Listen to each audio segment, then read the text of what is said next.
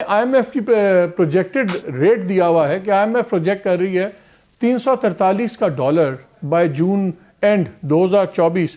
کیا آپ اس فگر سے ایگری کرتے ہیں؟ Do you think it's a real figure? Because بہت سے لوگوں کا خیال ہے کہ جی 280 270 ہونا چاہیے. پھر آپ کے آرٹیکل کے بعد شبہ زیدی صاحب نے 3 آرٹیکلز لکھے، انہوں نے آپ کا بھی آرٹیکل کوٹ کیا، اور اس میں ان کا آرگومنٹ تھا کہ تقریباً 13 بلین ایسا ہے جو بڑے آرام سے کریکٹو میئر سے ٹھیک ہو سکتا ہے. اس میں وان ٹرانزٹ ٹریڈ ہے، چائنا کے ساتھ جو انڈکلیئرڈ آف دا بکس کا فرق آ رہا ہے، ایف بی آر نے کہا 6 بلین کا، چیئرمین نے کہا ایسے کر کے. تو وہ کہہ رہے تھے کہ جی 250 سے 275 روپے کا ہو سکتا ہے اگر کریکٹو میئرز لی جائیں. But I would like your opinion, کیا آپ کے خیال میں 343 یہ ایک ریئلسٹک فگر ہے؟ آپ ایکسپیکٹ کر رہے ہیں کہ یہ correct assessment I M F کی؟ دیکھیے، میں نے جو فگر کوٹ کیا ہے وہ آئی ایم ایف نے جو سٹاف لیول رپورٹ تیار کیا، یہ جو نیا اسٹینڈ بائی فیسلٹی آیا جولائی میں، اس کے ساتھ جو رپورٹ شائع کی گئی ہے، اس میں ان کا اپنا اسٹیمیٹ یہ ہے کہ مناسب ہوگا کہ آپ ایک market based exchange rate policy follow کریں، اور اس میں اتنی گنجائش رکھیں تاکہ آپ کا کرنٹ اکاؤنٹ ڈیفیسٹ جو ہے وہ 1.8% ہمارے جی ڈی پی سے زیادہ نہ بڑھے. اس کو حاصل کرنے کے لیے ان کا کیلکولیشن یہ ہے کہ ہمارے ایکسچینج ریٹ کو تقریباً 20.4% گرانا پڑے گا اس رواں سال. یہ ان کا اندازہ ہے. اب سوال یہ پیدا ہوتا ہے کہ کیا یہ مناسب ہے؟ اب دیکھیے، کچھ آغاز میں پہلے 3-4 مہینے میں جو برآمدات اور درآمدات کے فگرز آئے ہیں، اس سے لگتا یہ ہے کہ پاکستان کا کرنٹ اکاؤنٹ ڈیفیسٹ شاید اللہ کے فضل سے کچھ کم ہوگا بنسبت 1.8% جو آئی ایم ایف نے کہا ہے. مگر اتنا بھی کم نہیں ہوگا جو اسٹیٹ بینک نے اپنے رینج میں کہا ہے کہ یہ 0.5% بھی جا سکتا ہے. اتنا کم غیر ممکن ہے، اور اگر ایسا ہوا تو اس کے معنی یہ ہے کہ آپ نے گھٹن ڈال دی ہے اکانومی میں، اور پھر سے آپ کا شرح نمو تقریباً 0 تک چلے جائے گا. تو اگر آپ کا تجارتی اور کرنٹ اکاؤنٹ خسارہ کچھ کم ہوتا ہے تو یقیناً آپ میں گنجائش موجود ہے. مگر میرا اپنا خیال یہ ہے کہ اس ایکسچینج ریٹ کو یہ کہنا کہ پچھلے سال جب سال ختم ہوا تھا 286 تھا، اس سے بھی کم ہو جائے گا، یہ صرف اس وقت ہوگا جب ایک جس سے کہتے ہیں کہ جادو کی چھڑی چلے، اور جس طرح شبر سعدی صاحب کہہ رہے ہیں کہ زبردست قسم کے ریفارمز لیے لائیں تو پھر شاید ہو سکتا ہے، مگر اس کے امکانات کم ہیں، خاص طور پہ کیئرٹیکر گورنمنٹ کے دوران. تو میرا اپنا اندازہ یہ ہے کہ گراوٹ آئے گی، مگر یقیناً ہو سکتا ہے کہ آئی ایم ایف کے پروجیکشن سے کچھ کم ہو. سر ایک چیز اور بتائیے، پاکستان کا سب سے لاڈلا جو سیکٹر ہے وہ ٹیکسٹائل انڈسٹری ہے. ہر گورنمنٹ کے اندر جناب ایپٹما اور دوسرے انہی کی بات سنی جاتی. ہم فگرز دیکھ رہے تھے کہ 2013 میں کمپیریٹیو بنا ہوا تھا، قریباً ہماری ایکسپورٹس بھی، اب اس وقت ٹیکسٹائل ہمارا آلموسٹ 61% ٹوٹل ایکسپورٹس کا بل کرتا ہے.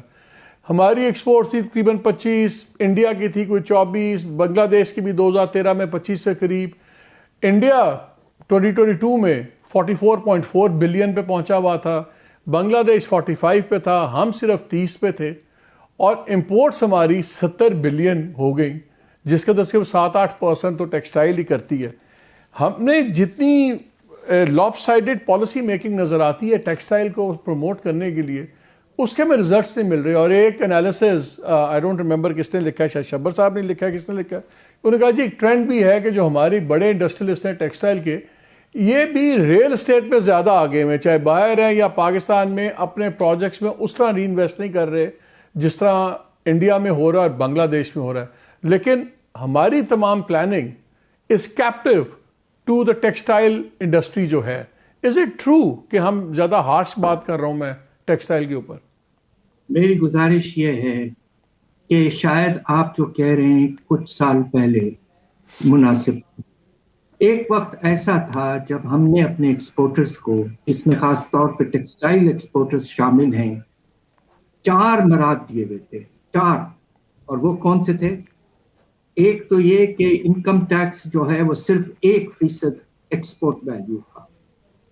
دوسرا ہم نے concessionary refinancing of export کری تھی اسٹیٹ بینک نے، جس کے تحت کم از کم 5% کم ہوتا تھا سر سود. تیسرا جو ہم نے ریلیف دیا تھا ہمارے ایکسپورٹرز کو وہ یہ تھا کہ بجلی کی نرخ جو ہے وہ ایک طرح سے سبسڈائز دی جاتی تھی ایکسپورٹرز کو. اور تیسرا مراد جو تھا، جو کافی بڑا مراد تھا، کہ جو ڈومیسٹک سیلز تھے ہمارے ایکسپورٹرز کے، ان پر 0 ریٹنگ سیلز ٹیکس کی گئی تھی. یہ 4 مراد تھے. اب آئی ایم ایف کے انسسٹنس پر ہم نے 3 وڈرا کر لیے ہیں. وہ کون سے 3 ہیں؟ ہم نے سبسڈی ختم کر دی بجلی پر، ہم نے 0 ریٹنگ ختم کر دی اور فل سیلز ٹیکس لے رہے ہیں ڈومیسٹک سیلز پر، اور کنسیشنری فائنینسنگ ختم ہو گیا. صرف ایک چیز ابھی بھی ہے، وہ 1% انکم ٹیکس. بس ہمارے ایکسپورٹرز کو اب کوئی ایڈیشنل انسینٹیوز نہیں مل رہا ہے. اس کے برعکس آپ دیکھیے، آپ بنگلہ دیش کا بڑا ذکر کرتے ہیں، شاید آپ کو اس بات کا علم ہوگا کہ بنگلہ دیش کے جو درآمدات ہیں وہ ہم سے بھی زیادہ ہیں. 75 سے 80 ارب ڈالر تک پہنچ چکے ہیں. اور آج جس کو آپ ایک سکسیس سٹوری کہہ رہے ہیں، وہ آئی ایم ایف پروگرام میں جا چکا ہے بنگلہ دیش. اور اس وقت جو ایک جسے کہتے ہیں ویج اسٹرگل ہے، آپ کو حیرت ہوگی کہ 90% of the employment in the garment sector of Bangladesh خواتین، اور ان کو کتنا دیتے ہیں آپ؟ حیرت انگیز $100 کے لگ بھگ. وہاں تو سر اسٹرائکس بھی چل رہی ہیں، لیکن بنگلہ دیش کے بارے میں یہ کہا جا رہا ہے کہ وہ صحیح ٹائم پہ چلے گئے، پری ایمپٹیولی چلے گئے، جب ان کے فارن ریزروز بھی ٹھیک تھے and they got better terms. ہم نے تو ٹائم بھی بہت ضائع کیا، اور ہم نے تو اپنے اوپر اور زیادہ مصیبت ڈالی کہ بنگلہ دیش کا مقام صحیح وقت پہ لیا. بنگلہ دیش میں there is a revolt taking place politically and economically. So for God's sake, please don't quote Bangladesh anymore. Okay. دوسری طرف ہمارے پاس جو ٹیکسٹائلز کی آپ نے ذکر کیا تقریباً 60% ہے. ایک چیز آپ پلیز نوٹ کریے کہ چلیں ٹوٹل ویلیو میں اتنا اضافہ نہیں ہوا، مگر نمایاں طور پر ویلیو ایڈڈ ٹیکسٹائلز کی طرف ہم گئے ہیں. 15-20 سال پہلے ہم زیادہ تر کاٹن یارن ایکسپورٹ کر کے خوش ہو جاتے تھے. آج ہمارے سب سے بڑے ہوزیری، نٹ ویئر اور سب سے زیادہ ریڈی میڈ گارمنٹس ہیں. 30-40% گروتھ ریٹ ہے ریڈی میڈ گارمنٹس میں پچھلے 2-3 سال. تو فار گاڈ سیک